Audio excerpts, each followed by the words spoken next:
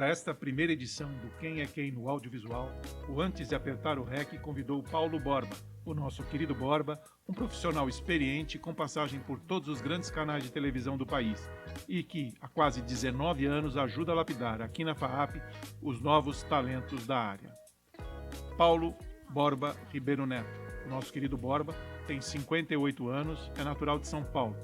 Desde muito jovem, revelou sua paixão por imagem e, claro, pela tela grande do cinema. Seu primeiro emprego na área foi numa produtora de cinema publicitário. A partir daqui é uma história longa que ele mesmo vai contar.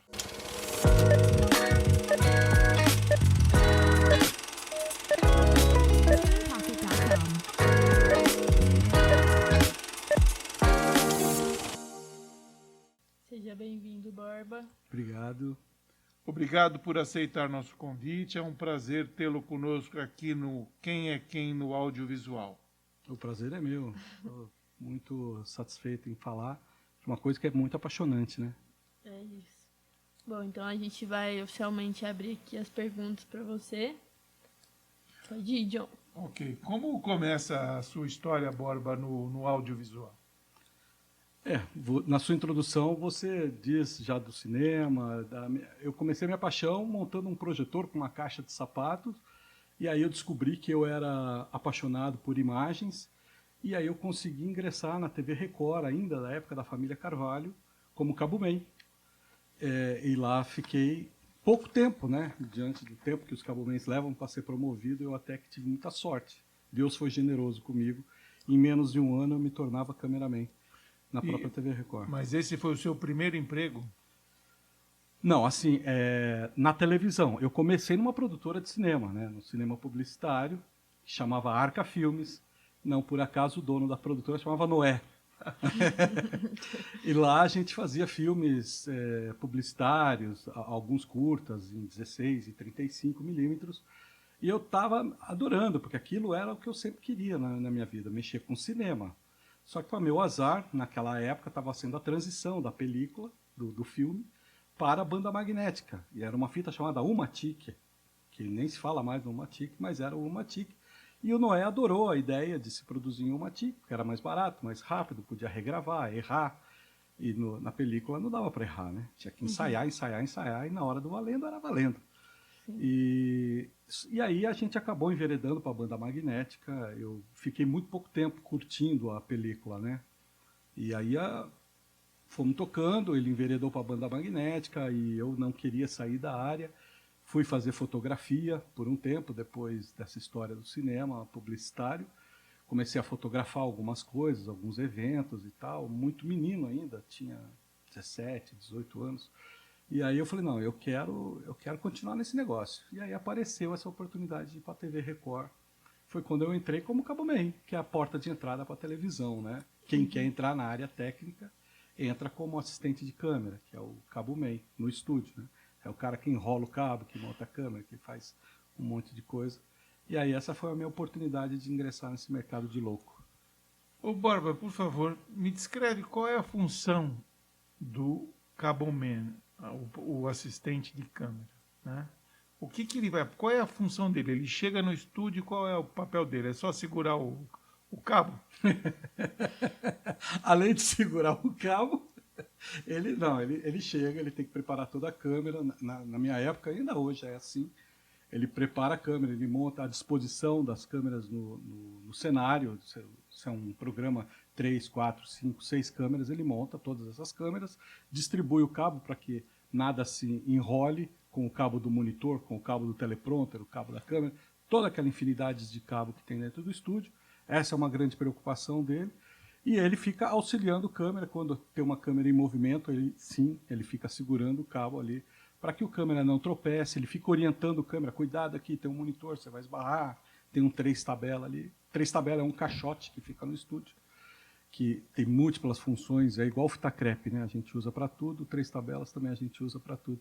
Então o Cabo-Man é o terceiro olho do câmera, assim, ele fica ali para ajudar o cameraman a fazer o trabalho dele, e ele também faz todo o ajuste técnico da câmera, todo o preparo do estúdio, a montagem das câmeras, a montagem do monitor, ele deixa tudo pronto ali, cada um na sua área, vem o operador de microfone, o iluminador, mas o Cabo-Man é o cara que cuida da maior parte ali, do equipamento maior. Para você ser cameraman, você tinha obrigatoriamente passar pelo Caboman ou, tipo...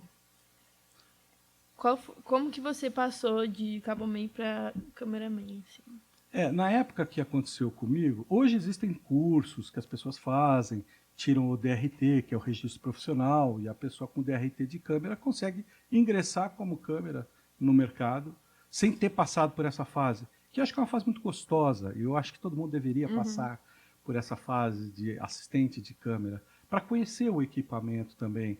Porque acho que é muito duro você chegar lá como cameraman e na hora que te põe num programa ao vivo com uma dinâmica muito perdido, rápida, né? você fica perdido. Porque você não teve essa base, esse preparo antes. E o Caboman, além de montar essa coisa técnica, ele fica ali. Ele é um grande observador. Ele está olhando o trabalho do câmera. Porque o desejo, na maioria dos Cabomans, diria que 70%, 80% dos Cabomans querem ser câmera. Né? Nenhum Caboman quer ser operador de microfone, iluminador. A maioria deles querem ser câmera. E quanto tempo, mais ou menos, demora essa transição de Caboman para cameraman? Então, essa transição é muito relativa, né? No meu caso, Deus foi muito generoso comigo. Eu não demorei um ano para ser promovido. Mas o que aconteceu de especial? Você foi um ungido? O que aconteceu? Não, acho que eu diria que não foi ungido, mas eu acho que eu estava no lugar certo, na hora certa. Você estava na Record, né? Então é normal. Mas foi na época antes da religiosidade. Religiosidade, palavra difícil. Antes disso pegar mais na Record, ainda era da família Machado de Carvalho. O seu Paulo Machado de Carvalho, a gente conhecia ele, que ele ia lá, então era sempre um evento quando o seu Paulo Machado ia lá na TV, todo mundo queria lá dar bom dia para ele, aquelas coisas, né? E eu estava num programa, que era um programa político, no dia que eu fui promovido. Era um programa político, era meia-noite, 1h da manhã, um programa chato demais, mas enfim, eu estava lá. E o câmera que estava fazendo o programa, ele estava com a camisa toda aberta e estava um pouco alterado, um pouco alcoolizado. E a produtora do programa falou para ele: ô fulano, você não pode fechar a camisa? Ela foi lá, falou discretamente, educadamente no ouvido dele, e ele fez um gesto: tá bom, daqui a pouco eu fecho. Naquela época o pessoal era mais casca grossa, hoje o pessoal é mais educado, né? Mas naquela época a turma era mais casca grossa. E eu, daqui a pouco eu fecho. A produtora ficou na dela, passou uns 5, 10 minutos, ela pediu novamente, e ele foi mais grosseiro ainda com ela. Aí ela pegou o fone de ouvido dela, que é de uma função de assistente de estúdio, que eles têm um fone de ouvido, e ela falou com o diretor de TV, que era o Lude Carvalho, neto do seu Paulo Machado de Carvalho. Aí ela falou: Lude, é o seguinte, estou falando com o câmera 3 aqui, ele está com a camisa aberta, alcoolizado, estou pedindo para ele fechar a camisa, ele não quer fechar. E o programa tinha senadores, deputados ali, e ela estava sem graça com aquilo. E aí o Lude vira para o câmera e fala assim: ô fulano, passa o fone para o seu Caboman e você pode ir embora. E aí o cara pega o fone e me dá e fala: o cara mandou você fazer a câmera aí. Aí eu peguei a câmera tremendo, porque era um programa ao vivo. Tudo bem que era um programa paradinho, mas era um programa ao vivo. E eu fiquei com medo. Mas ok, aí eu falei: Lude, sou eu, o Borba, que está aqui na câmera, estou morrendo de medo, nunca fiz isso ao vivo. O que eu faço? Aí ele falou: fica tranquilo, a hora que acender a luz vermelha, você para de tremer. Solta a câmera, trava e solta. Enquadra, eu vou te dizer, ele me determinou os enquadramentos que eu tinha que fazer. E ele falou assim: eu vou cantar a sua câmera. 3, você está no ar. E você trava a câmera e larga. Eu falei: tá bom. E assim foi o programa, não teve nenhuma intercorrência. O programa rolou legal. No dia seguinte, eu tinha chegado para a TV para montar o programa do Raul Gil, que era um programa de auditório que tinha, como Caboman ainda. Então eu vi a minha escala, eu tinha que entrar lá meio-dia, e eu entrei, fui lá montar o programa. E aí chega o assistente do meu chefe de operações e me diz: olha, o Guilherme está te chamando na sala dele. Eu falei: ai meu Deus, o que eu aprontei agora, né? Aí subi, fui lá falar com o Guilherme. Fala, Guilherme, o que foi? Ele falou assim: olha, o Lude passou aqui, contou a história que aconteceu ontem à noite e tal, e nós vamos passar você para a câmera. Eu falei: não, mas eu estou montando o programa do Raul. Sim, você vai montar o programa e você vai fazer a câmera. Ou seja, você puxou o cabo do cameraman. Eu puxei o cabo do cameraman, involuntariamente. Eu estava ali, solidário, só que... E como é que foi o seu primeiro programa como cameraman? Foi divertidíssimo, né? Tenso, como acho que para qualquer pessoa, né? Você fica assustado, porque na tua cabeça você ainda não processou aquilo, né? Era um desejo muito grande o meu de ser câmera. Eu sempre fui apaixonado por isso, e sou até hoje. Tive oportunidade já nesse decorrer da minha carreira de fazer outras funções, ser diretor de TV, enfim, fazer uma série de coisas, fotografia, mas eu sempre gostei da câmera. A câmera sempre me cativou, eu sou apaixonado por ela até hoje, eu tenho muita paixão pelo que eu faço. Então, eu nunca quis largar essa minha função. Mas o primeiro dia foi tenso, né? Assim, porque eu fiquei preocupado, com medo de dar errado. E, para meu azar, o Raul Gil levava de 8 a 10 horas para gravar o programa dele. Um programa que ficava 3 horas no ar e a gente levava 8, 10, 11 horas para gravar. A gente começava a gravar meio-dia, 1 hora, e até 11, meia-noite, gravando o programa do Raul.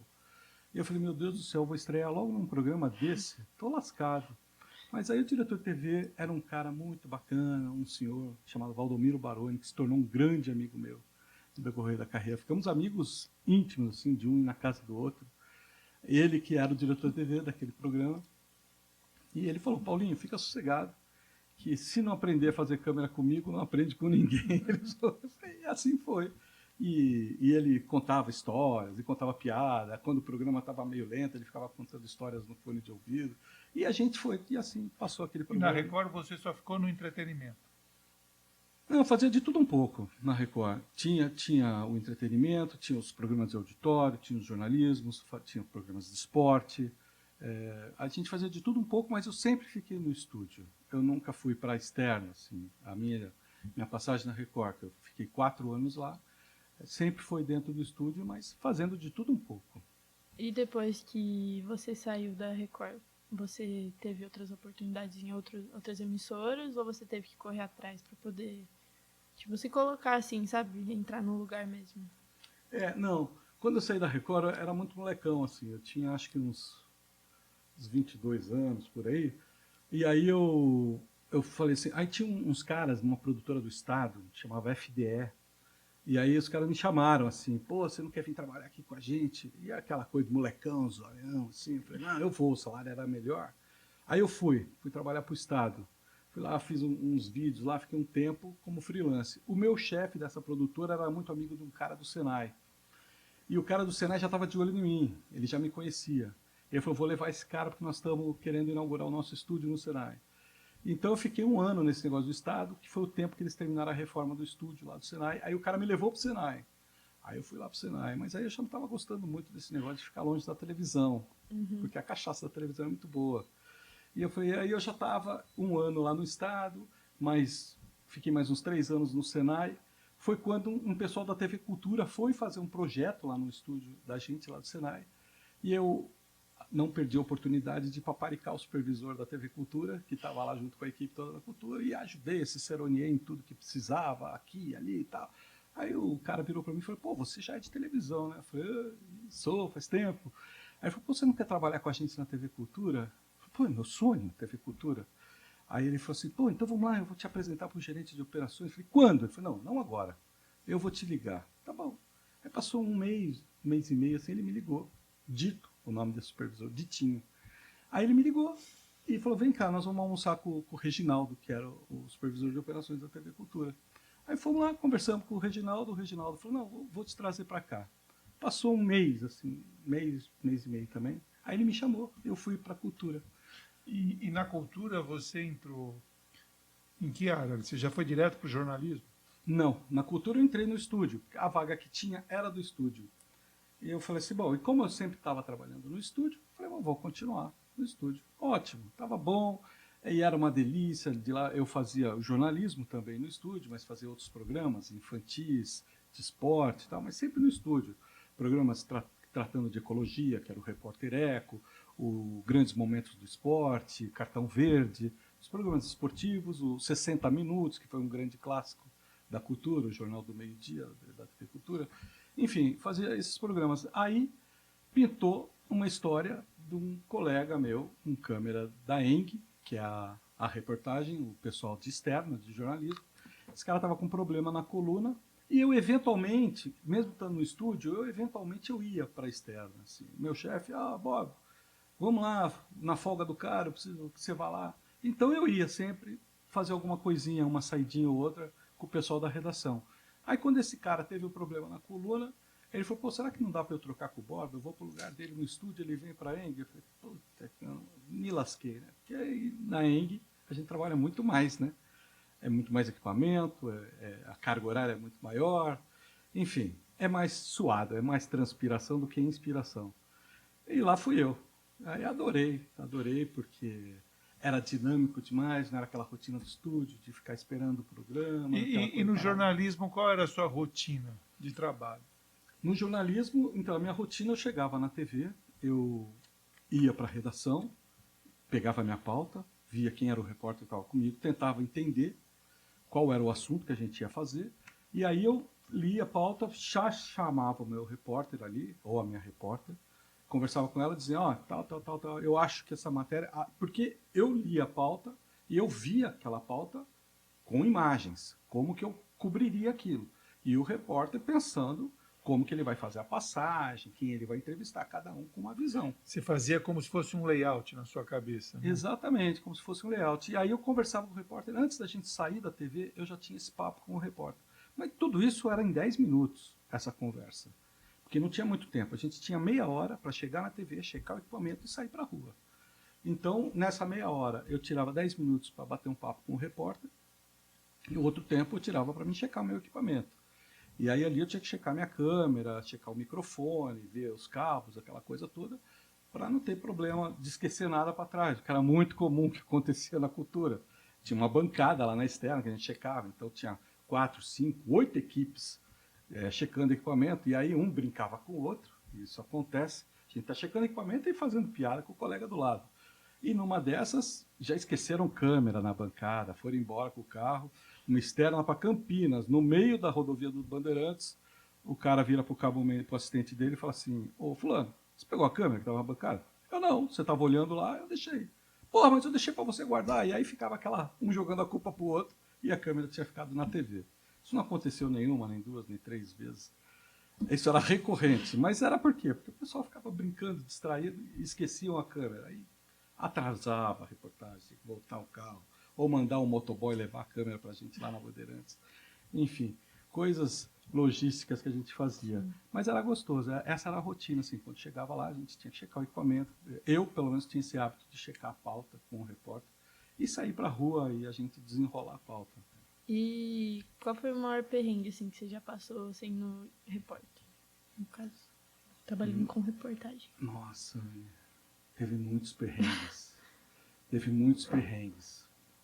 Teve uma vez um incêndio no dia 24 de dezembro, em Campinas também, coincidentemente. E a gente foi cobrir esse incêndio. E eu estava lá no telhado do 10º andar de um prédio, assim, e eu estava segurando um cabo, ajudando a gente prender um cabo do micro-ondas para a gente fazer a transmissão ao vivo.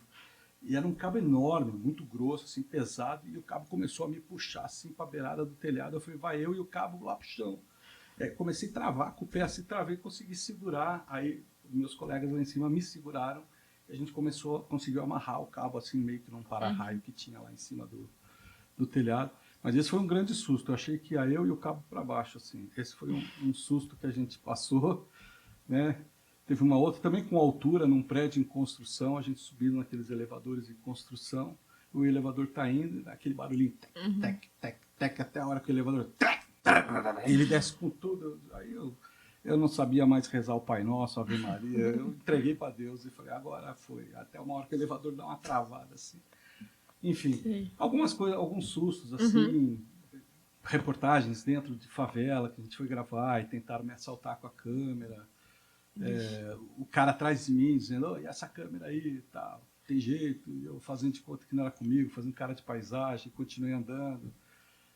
Enfim. E é complicado, né? Porque eu vejo muita gente falando que, tipo assim, na reportagem, nunca a gente vê que tem segurança junto com vocês. Eu não sei se com você tinha ou não, mas normalmente quando a pessoa às vezes grava um backstage de uma reportagem acontecendo na rua, por exemplo, tá sempre só a câmera e o repórter, né? Então... É difícil ter, mas isso aconteceu... Nas outras TVs a gente nunca teve segurança. Mas na TV Globo, depois de inúmeras câmeras roubadas, a Globo começou a botar chip nas câmeras, localizador, e também começou a mandar a equipe de segurança com a gente para a rua. Dependendo da pauta que a gente fazia, essa da favela, por exemplo, a gente tinha segurança. Eu acho que eu só fiz cara de paisagem porque tinha segurança com a gente. né? Então, aí me deixou um pouco mais confortável. Eu falei, deixa esse cara vir, porque ele vai tomar um teco do cara que estava mais ou menos tranquilo. Mas, normalmente, não tinha. Uma coisa tensa também foi na época da Cracolândia, que era aqui no centro de São Paulo.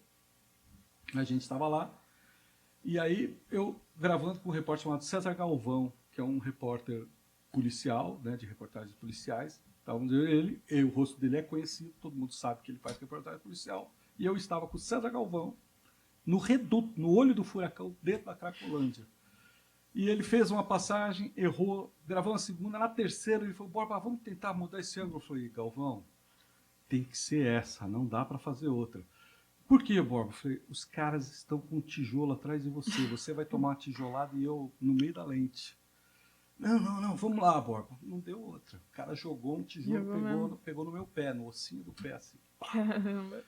Aí o Galvão lá, e eu levei a pedrada e continuei, porque tinha que valer, né? Aquela passagem, tinha que valer. Mas então, retomando, Borba, retomando a sua trajetória profissional, né, visto que a nossa audiência é formada por estudantes de produção audiovisual, cinema, essa coisa toda.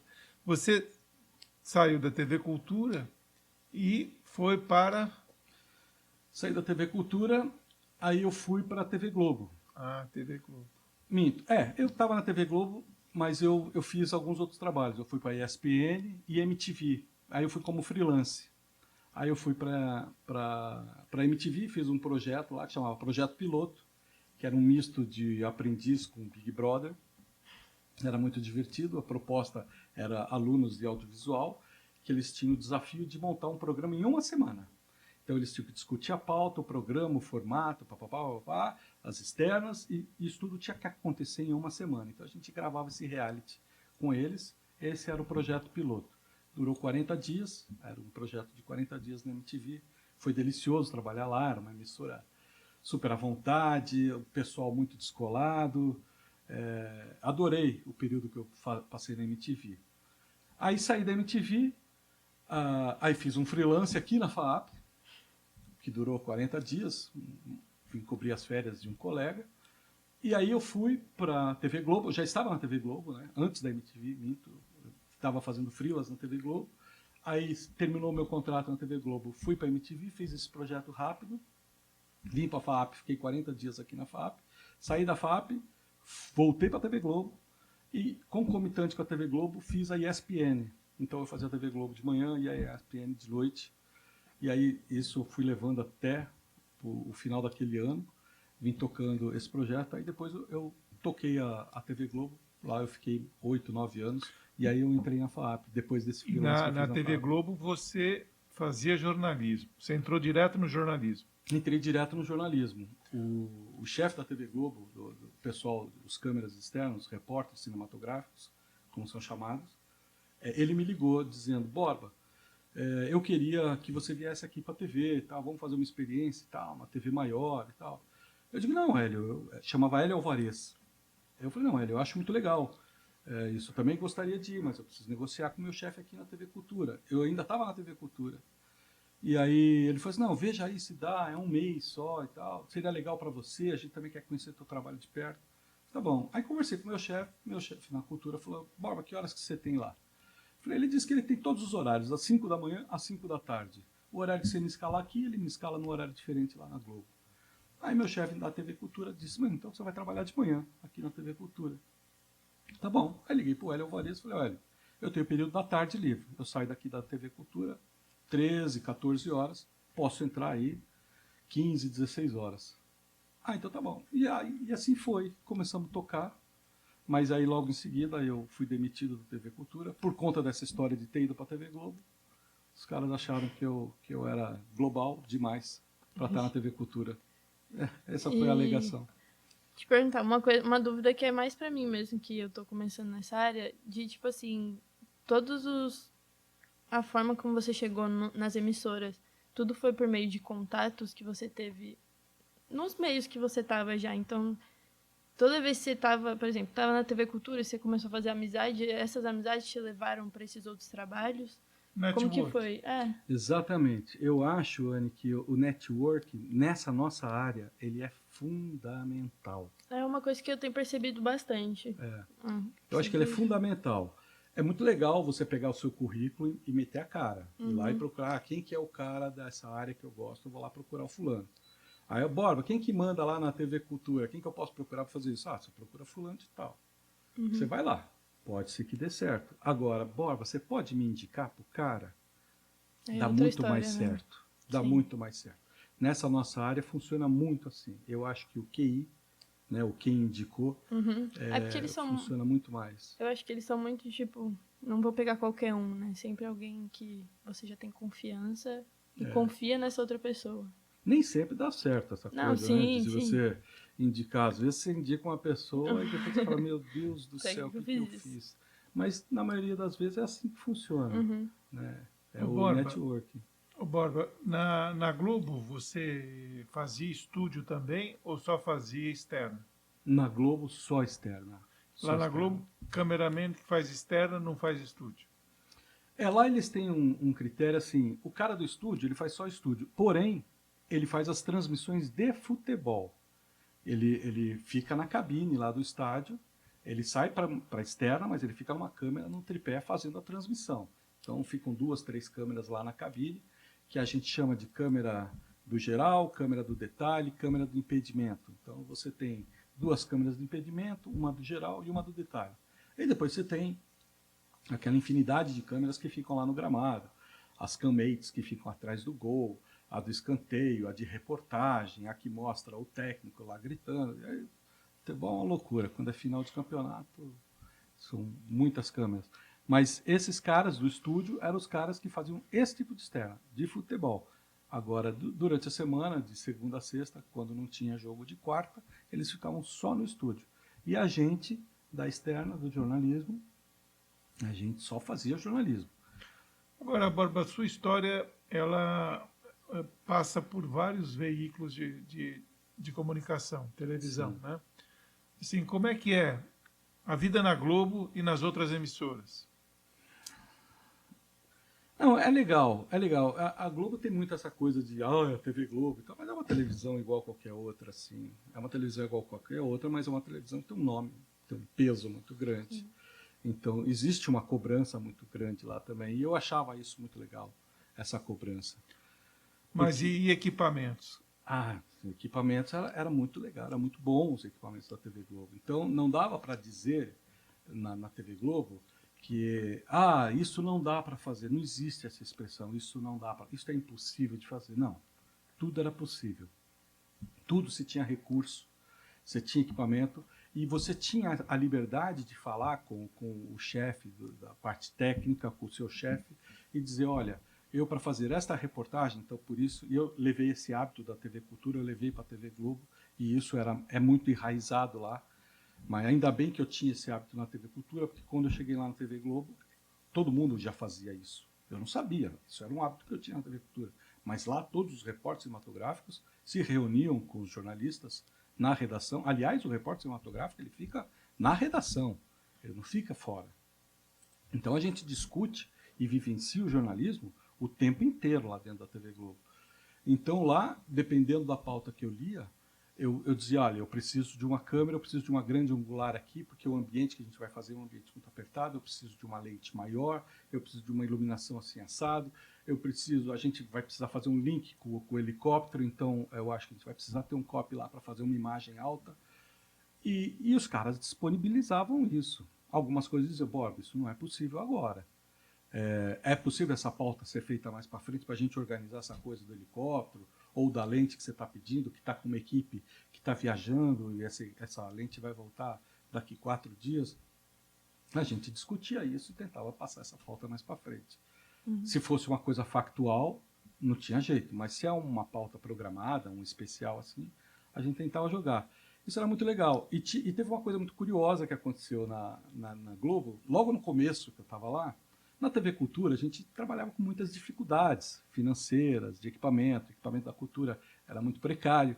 Então, quando a gente fazia alguma coisa, gravava, eu tinha que sair correndo com a fita da minha câmera e correr entregar para o motoqueiro sair com a moto voando, para levar para a TV, para colocar no ar dali a pouco.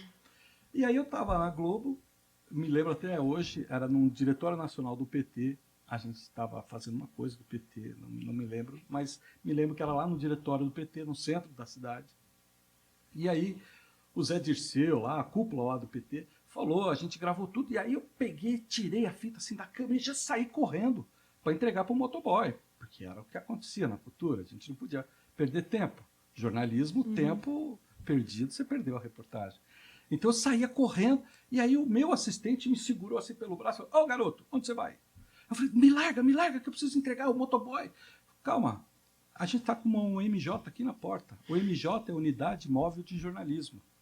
E é um carro que eles levantavam uma antena e entravam ao vivo. Só que eles não estavam transmitindo ao vivo, mas eles estavam com o sinal fechado com a TV, e eu dava a fita para o MJ, ela gerava via ondas para a TV, e o material estava lá. Não precisava nem de motoboy.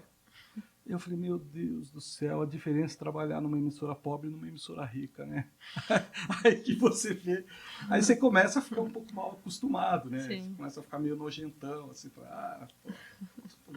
não dá para fazer isso? Como não dá para fazer isso? Tem que dar, sabe? Aí você começa a ver que as coisas dão certo lá na TV Globo por conta disso.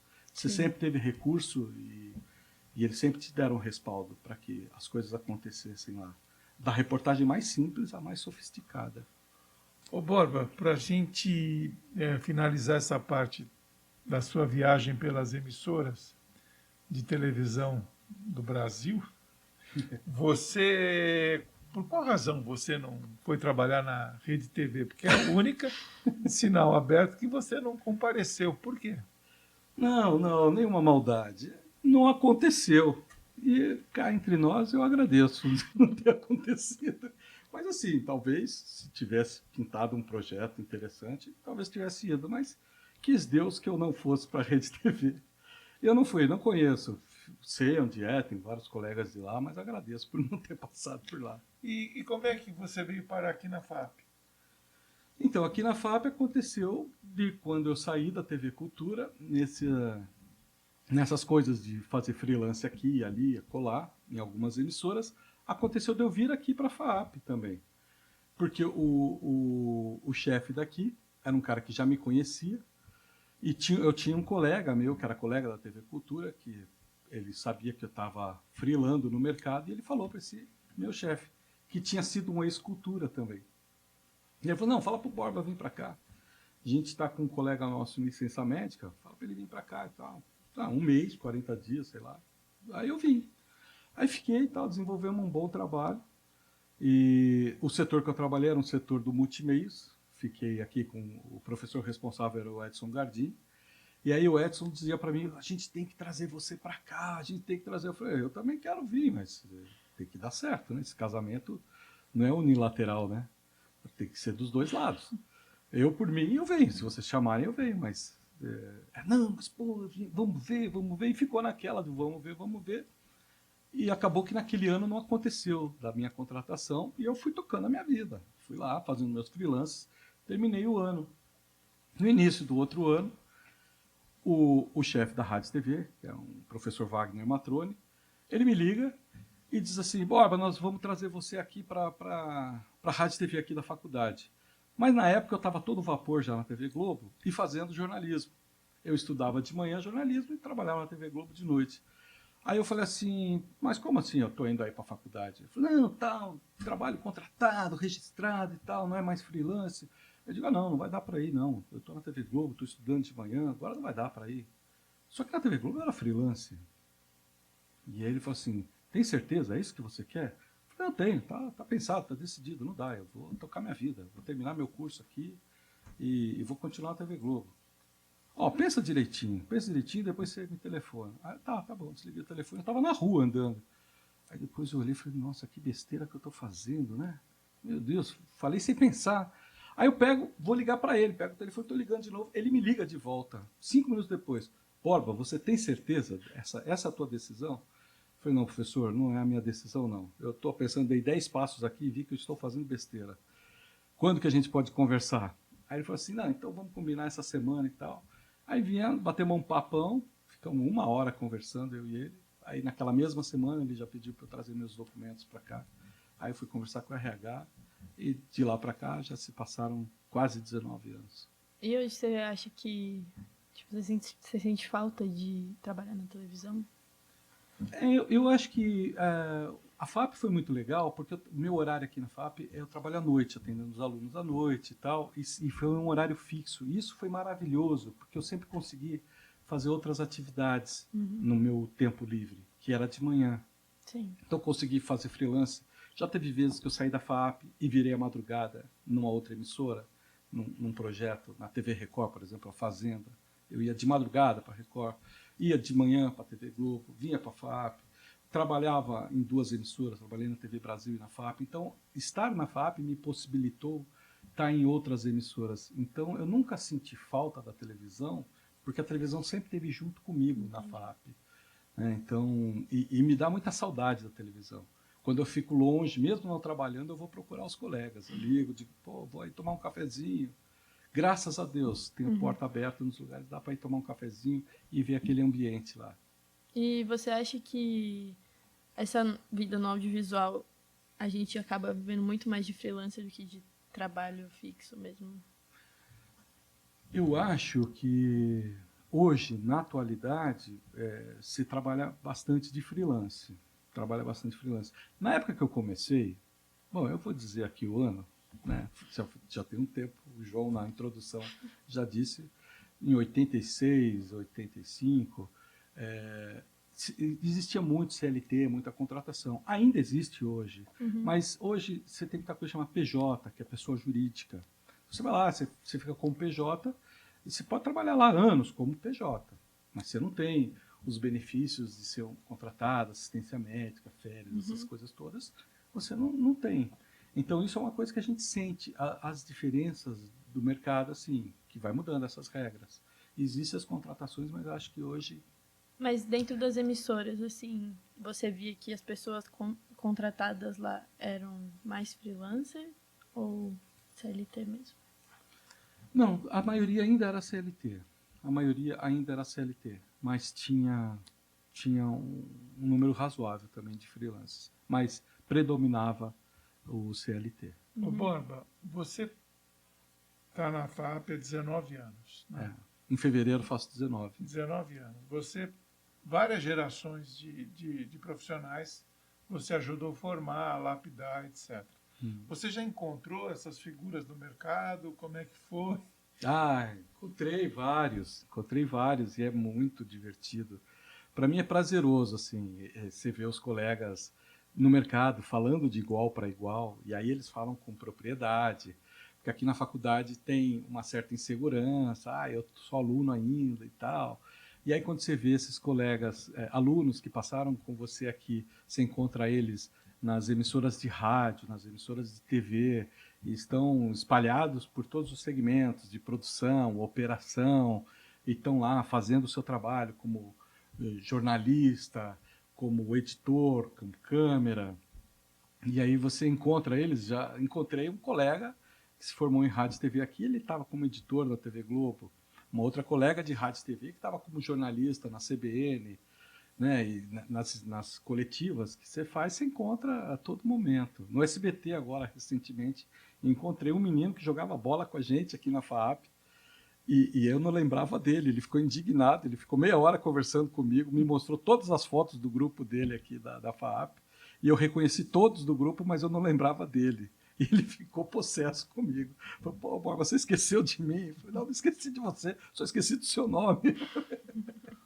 Ô, Borba, a nossa produção, no trabalho de apuração de informações para nos preparar para essa entrevista maravilhosa que você está nos concedendo, ela descobriu que você um dia foi entrevistado pelo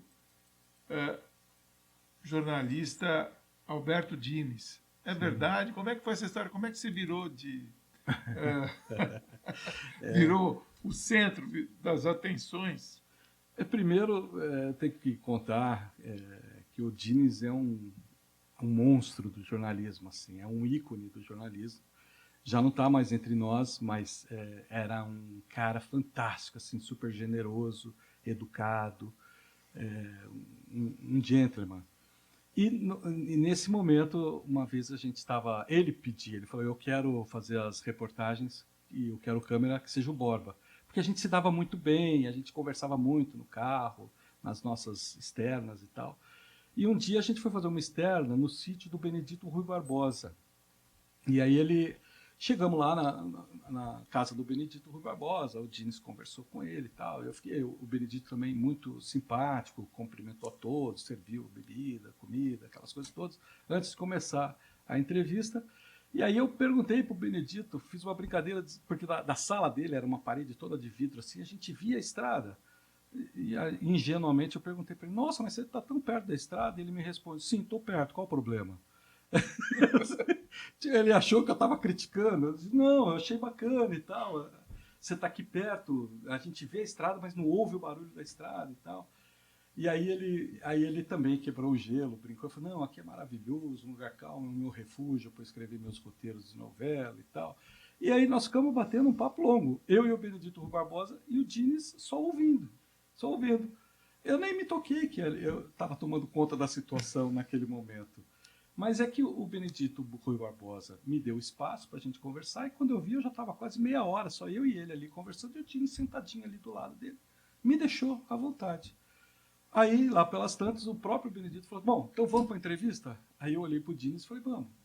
E aí o Diniz foi, tocou a entrevista. Quando nós voltamos para a TV, no caminho, na volta na estrada, o Diniz vira para mim e fala assim, Borba, você vai gravar com a gente para o programa. Eu falei, não vou gravar com vocês, imagina.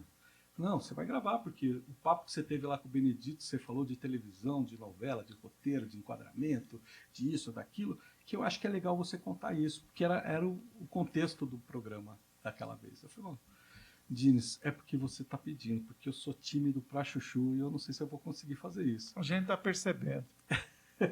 Não, hoje eu estou mais descoladinho, né? Olha, tem uma outra história que a nossa produção levantou, que é que você foi uma vez dublê do Tony Ramos. Isso procede?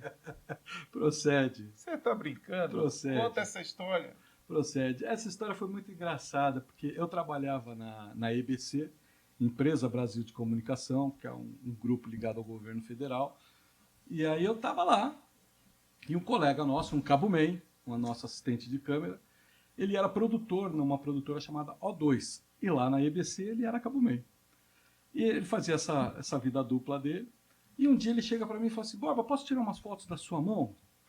Aí eu virei para ele, que história é essa, tirar foto da minha mão? Não, deixa eu tirar foto da sua mão. E não me dizia por que ele queria tirar foto da minha mão. Ele falou, preciso tirar foto da sua mão e de você de costas. Eu falei, pior ainda, eu de costas. Como assim? Me explica por que você quer tirar foto de costas? Que conversa é essa? Enfim, aí ele viu que eu não ia ceder. Aí ele falou assim, não, o negócio é o seguinte, eu trabalho na O2 e a gente está com um projeto lá, um programa chamado Vá de Retro, e que era com o Tony Ramos, e a gente está procurando um stand-in para o Tony Ramos. E aí eu tô achando que você pode ser o stand-in dele. Nós temos outras pessoas lá, mas eu queria mandar umas fotos para a produtora lá do Vá de Retro para ela avaliar. Ah, tá bom, vai. Tá, aí eu botei as mãos lá, ele tirou as fotos da minha mão, porque era muito plano de mão, de contraplano e tal. Aí ele tirou foto de costas e mandou. E tirou foto de frente também. E mandou lá para a produtora. Meia hora depois a produtora responde. Pergunta para o Maurício, que era esse menino, falou assim, ele tem disponibilidade? Posso falar com ele? Aí o Maurício falou, vou te passar o contato. Aí ela começa a me chamar no WhatsApp. Oi, eu sou a fulana de tal aqui da O2, eu gostaria de falar com você. Você pode vir hoje aqui às 14 horas? Eu digo, às 14 eu estou saindo da TV, mas às 14h30 eu posso estar aí, porque era muito próximo a TV da O2. Eu falei, daqui meia hora, depois que eu sair daqui, eu posso estar aí na produtora. Ah, então tá, então a gente te aguarda aqui. Ah, tá bom. Fui despretensiosamente para lá para bater um papo com ela, nem sabia quem era a pessoa. Procurei ela me recebeu na recepção, aí já me levou para o camarim. Me trouxe as roupas lá que o Tony Ramos usa. Falei, experimenta, vamos ver se serve. Aí botei o terno, o sapato, o anel, que era característico que ele usou na série. Tudo serviu, até o anel. Aí ela olhou assim, pôs a mão assim na minha nuca, isso foi muito engraçado, ela põe a mão na minha nuca e disse, nossa, a nuca dele é igualzinha a do Tony. Eu falei, nossa senhora, eu nunca tinha ouvido isso. Aí eu falei, tá bom. Aí ela virou e falou, não quero mais ver ninguém. Tinha mais umas 5 pessoas, sei lá, para fazer teste. Ela falou, pode dispensar todos os outros, eu vou ficar com o Borba. Eu falei, caraca, eu vou virar ator. E assim foi. Aí surgiu essa coisa de... Aí experimentei a roupa, me tiraram várias fotos, né, eu com o figurino do Tony Ramos. E aí nós fomos lá gravar. Marcaram a data, disse, você pode gravar nesse final de semana? Posso, estava tranquilo. Aí fomos lá gravar. Foi eu e o Tony Ramos. Então eu fiz boa parte das cenas, assim, de cada 10 cenas, 7 eram eu que fazia e outras, quando era close, era o Tony Ramos que fazia. Então é muito engraçado isso, né? Passei um final de semana de glória ali, eu sendo a estrela global. Garoto, parabéns. Foi divertido aquilo, né? Foi uma coisa bacana. Passei no sábado gravando com ele, no domingo ele não pôde ir. Aí foi uma coisa mais desafiadora, porque aí a diretora da chamada lá, que a gente estava fazendo, das gravações, me disse, você pode vir no domingo? Posso. Eu falei, mas aí é diferente, porque o Tony Ramos era para estar aqui, mas ele não vai poder estar, porque ele está gravando no Rio de Janeiro. Nós vamos ter que fazer planos frontais seu. Eu falei, não, mas aí é óbvio que não vai colar. Eu falei, não, mas são frontais com câmera distante. Eu falei, bom, então tá. O problema é com vocês, né? Eu tô aqui, eu me visto, ponho a barba lá, tudo. Mas aí é com vocês. Não, vai dar certo, vai dar certo. Tá bom, vamos apostar que vai dar certo. E deu certo. Saímos lá, o projeto saiu. E aí aconteceu uma história engraçada de um cara, um fã do Tony Ramos. Eu estava indo almoçar com a produtora. O cara me aborda na rua já com o celular. Não deu tempo de dizer para ele que eu não era o Tony Ramos. Quando eu vi, ele já estava com o rosto dele colado ao meu e tirou uma selfie. Eu falei, tá bom, tá valendo, dei risada. Foi uma história engraçada daquele momento. Borba, agora só pra gente fechar, fala pra gente, assim, um conselho que você daria pra quem tá entrando no audiovisual agora. Um conselho que eu daria, eu acho que você tem que ter muita certeza do que você quer, porque é uma área que a gente escolhe que não é uma área muito confortável, e eu digo confortável no sentido de você não tem horário para trabalhar, e não tem tipo de trabalho, não tem ambiente. Então tem dia que você vai entrar de manhã, tem dia que você vai entrar de noite, tem dia que você vai trabalhar de madrugada, vai ter dia que você vai ter que abrir mão dos encontros de família aos finais de semana, porque você está escalado num projeto, enfim.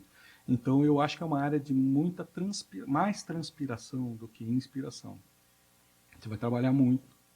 Essa coisa de, eu sou contratada por 6, 7, 8 horas de trabalho, às vezes você vai fazer 10, 11, 12, 15 horas de trabalho. Então eu tenho que falar isso. Mas eu acho que é uma área, com tudo isso, eu ainda sou muito apaixonado pelo que eu faço. Então o conselho é, seja apaixonada pelo que você faz, tenha certeza se é isso que você quer para a tua vida profissional. Se for, mergulha de cabeça, que é uma área apaixonante e vai te mostrar muita coisa bacana. Você vai conhecer muita gente bacana.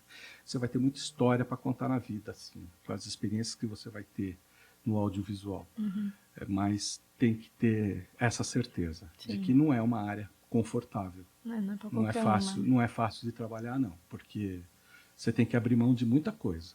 Abrir mão da sua família, abrir mão das suas coisas que você gosta, em prol do seu trabalho, porque a gente não tem horário para trabalhar. E aí não dá para falar para o seu chefe, não, hoje eu tenho o batizado do meu sobrinho. Bom, você escolhe. Você está escalado para cobrir a visita do presidente aqui em São Paulo. E aí você vai fazer o quê? Sim. Então você tem que pensar muito bem se é isso que você quer para a vida. Entendi. Bom, Borba, acho que é isso. Como sempre, foi muito bom ter você aqui. Você foi ótimo. Obrigado. Bom, a gente agradece, Borba, a sua presença, né, na nossa primeira edição do Quem é Quem no Audiovisual. Que bom, gostei também. Obrigado, viu? Obrigado. E é isso. Não sai daqui que a gente já volta com muito mais antes de apertar o REC. Até a próxima. Um abraço a todos. Até. Valeu.